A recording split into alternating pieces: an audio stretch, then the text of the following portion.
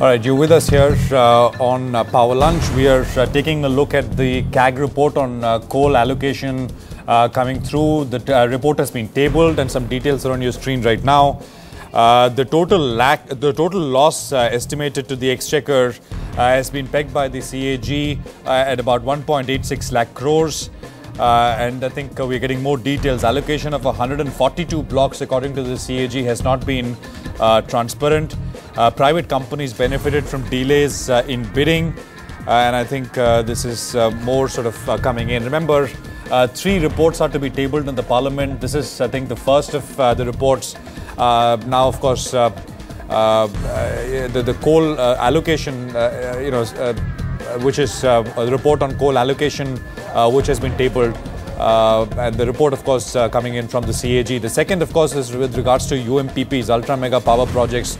The focus, this very specific focus there would be on Reliance Power. We'll talk about that.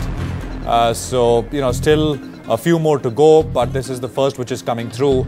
Reliance Power is selling off 3% or so, 90 or 91 odd. We were talking about this in the morning as well, but I think we just still need to wait for details as to what is being talked about.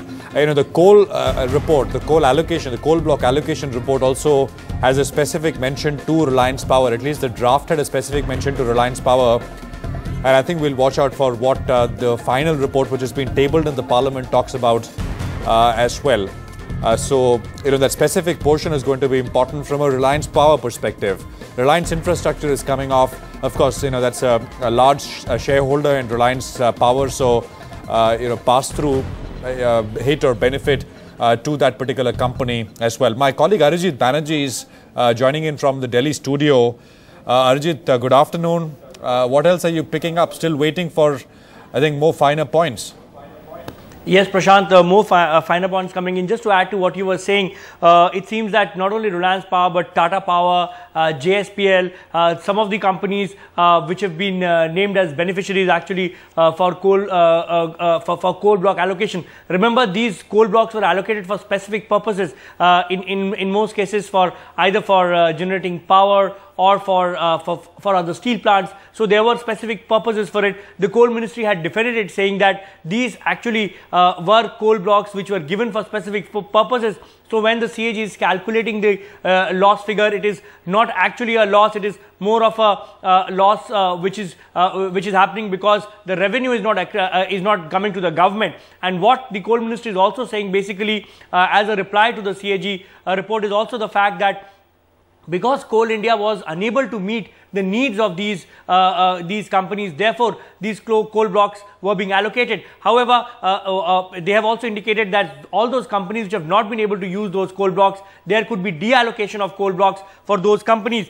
Just to take you through the background, what the CAG report is saying is that the whole allocation had happened through a process where there was a certain amount of, there was a committee which had recommended that these coal blocks be allocated. However, what they found out is that the rate of production increase has remained below what was the target set by the Planning Commission. Yes, Arijit, I think that some numbers on DIAL also coming in, the Delhi airport numbers also coming in. Current value of DIAL land at 24,000 crores or so. That's what's coming in right now. Yes, so that's Prashant, that's a very interesting. Yes, Prashant, that's a very interesting actually formula under which it was given. Remember that whatever revenue accrues from this land was given at a very nominal rate as lease to the airport operator, and that's where the CAG had actually raised questions, saying that if you look at the commercial value or the value of this land, the value of this land is huge. It is much larger. This was given at a very token amount. The response of the Civil Aviation Ministry to this has been that whatever value actually accrues out of this, 44% of that will accrue back to the government, and over a 60-year period, that is 30 years of first license tenure and then followed by 30 years, the government in fact could potentially earn up to 3 lakh crore rupees over a 60-year period. Okay. However, what CAG has said is that by giving this land at a very nominal rate, the immediate benefits which could have accrued to the government has actually foregone that, and therefore it says that this is the amount of value of land which the government has foregone. India's #1 news app. just got even better.